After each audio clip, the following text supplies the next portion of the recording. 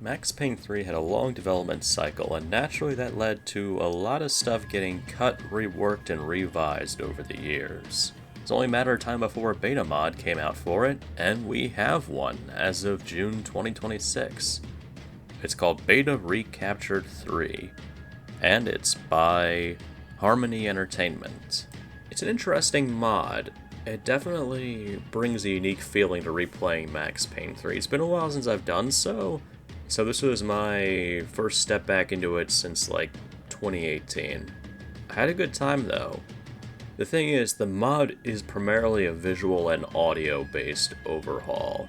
So if you like things that change the style and design of a game, this is right up your alley.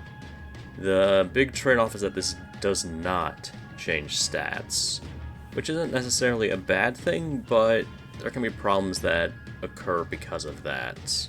There are some things that needed stat changes, and as a result, the mod kinda has some odd points to it, but I'll get into more detail about that. Oh shit! I don't know why I did it. Guess I never liked seeing girls get hit. But from that moment, I was dead in that town. Okay, I'm moving! Then fuck you!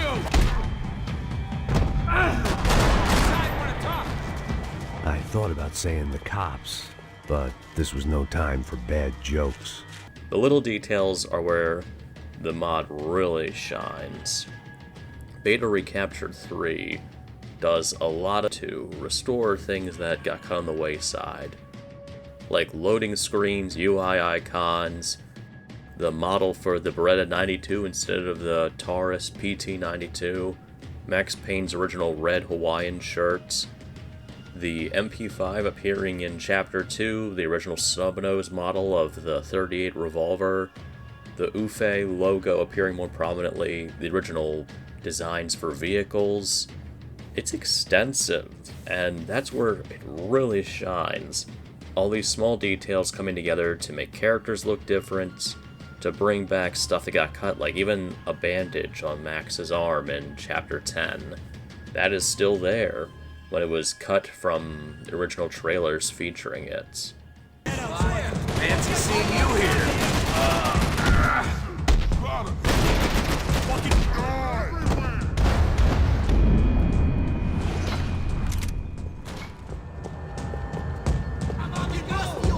Is a building compliance meeting up here?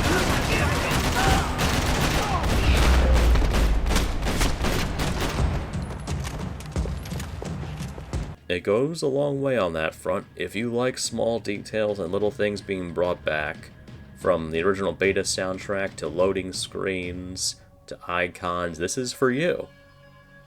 I played through the whole mod, I had fun with it. Max Payne 3 is a great game in of itself, so I can't find fault with it. I would say where the mod has some issues are with some of the changes it makes, because not all of them are as clean cut. Some are based off of definitely rougher concepts, and they don't work as well. Like in the original Chapter 5, from the footage from 2005, of all things, Max originally had black sleeves on his tactical outfit. Here this is shown by having Max's bare arms be recolored to look dark. And additionally, there's a bit of visible separation between his arms and his sleeves. It looks really odd, unfortunately. And in the brighter areas of Chapter 5, the separation is more prominent. The MP5 in Chapter 2 is executed in a way that's odd as well. The Mini 30 is replaced with a model of the MP5 with a red dot sight and a missing magazine.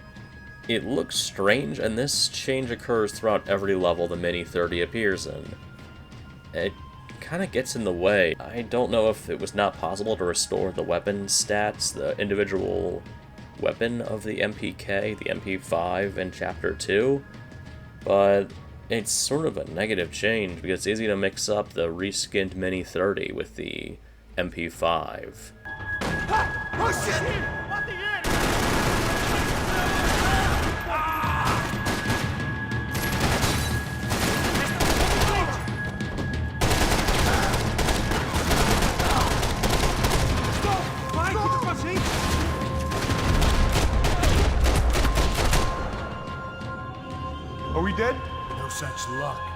There's also the change of turning the MD97L into the AK-47 with the cut underbarrel grenade launcher.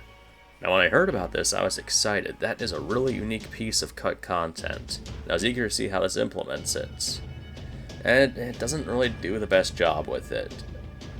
The magazine not being visible isn't as much of a big issue. The problem is that the grenade launcher does not work. You can't fire it. Using the weapon attachment button does nothing. And so it's just kind of a slightly different AK-47 as a result. That was a letdown, I have to admit, because looking at it, my assumption is that the grenade launcher would have been usable, and I thought I'd seen footage of the grenade launcher in action, but it doesn't really work any differently than the MD97L assault rifle. Same goes for the multiplayer-only Galil and G9 grenade launcher appearing in certain levels. The Galil replaces the original AK, and the G9 grenade launcher replaces the rotary grenade launcher used in the final chase of Chapter 14. They're basically just reskins, which, again, some variety isn't bad, but I kinda assumed the stats would come with them, so the Galil would be burst fire like in multiplayer, or the G9 would be single shot, but it's just the rotary grenade launcher. There were some other issues that came up, like how several of Max's beta outfits would have areas of transparency where it should be showing skin or tears or things like that. There was also a problem in Chapter 5 with some really loud and painful static that would come up. Wasn't sure why it would play, but it blared over everything else. I had to mute the game in order to get through all that.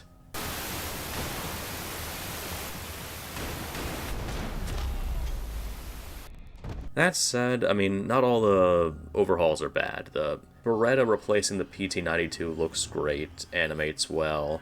It fits, too. I mean, that was Max's signature weapon in the first two games, and I get why they replaced it in the third with the Brazilian equivalent, but it is cool to see it make a comeback here. The Colt Commando, or I guess in this case the M16A2, replaces the FAL, and that looks really good. I love the way the attachments look on it, the overall design of it.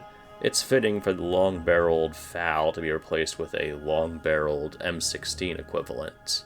The other gun replacements look really neat too. The Snubnose 38 is great. The MAC-10 appears in some of the favela levels, replacing the Micro 9mm. There are some oddities with the magazine placement, but it looks good. In turn, the Mini Uzi replaces the MAC-10 in the New Jersey levels. It's not a big deal, it's an interesting change to make, but it still fits either way. They're both handheld submachine guns used by gangs. The other changes for characters are pretty cool too. Stuff like Fabiana wearing the red dress she wore in the beta, some favela art being restored, the option to replace Passos with a test NPC. It's not as stable, but it is still pretty funny to see this very rough, very unfinished NPC taking his place. The mod definitely has a lot of hard work into it, and even the intro screen's replaced. So you have the original Max Payne 3 teaser replacing the opening cutscene, and the Remedy 3D Realms, the old Rockstar intro being used instead of the final opening movies. All that stuff's cool, and it's implemented well.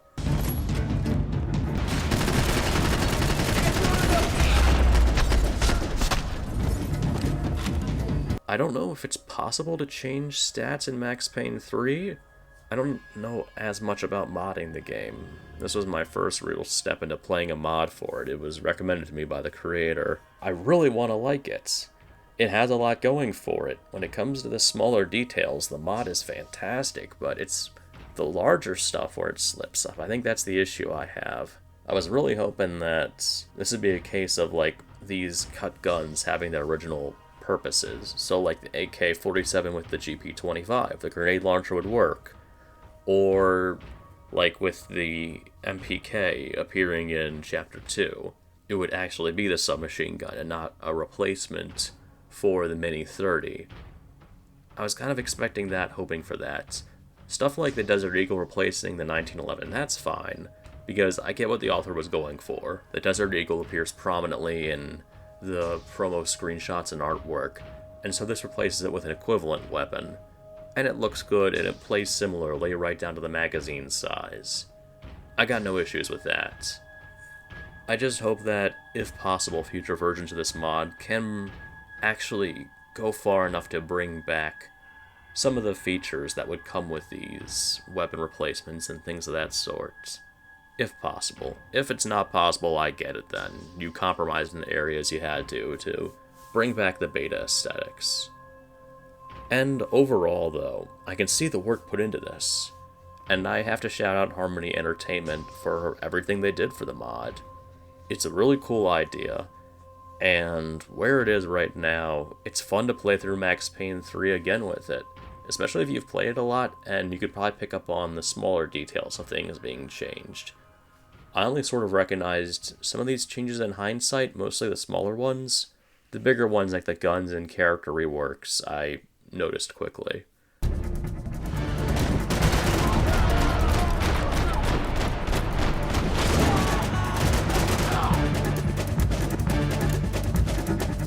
As for whether I would recommend it, I'd say if you're a die-hard Max Payne 3 fan, it's worth a shot. If you're just considering playing Max Payne 3 for like the first or second time, I'm not sure if this would really move the needle enough. Again, it's mostly just a visual change with some audio changes.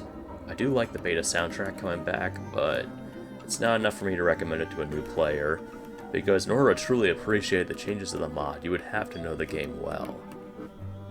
Maybe it's perfect. If you're a hardcore Max Payne 3 fan, you'll like this. And I think you'll get used to some of the jankier aspects, so you can enjoy the beta stuff being restored, and the changes done to bring it closer to the images of development we have. So shout out to Harmony Entertainment for sending this my way, for recommending it to me. I'm flattered you do so, and I enjoyed my time with your mod. Thanks for letting me give it a shot. And best of luck with the mods you're working on now. I understand there's a Spec Ops The Line mod in development, so hope that goes well. I'll be happy to try that out too. Thank you all for watching. Take care.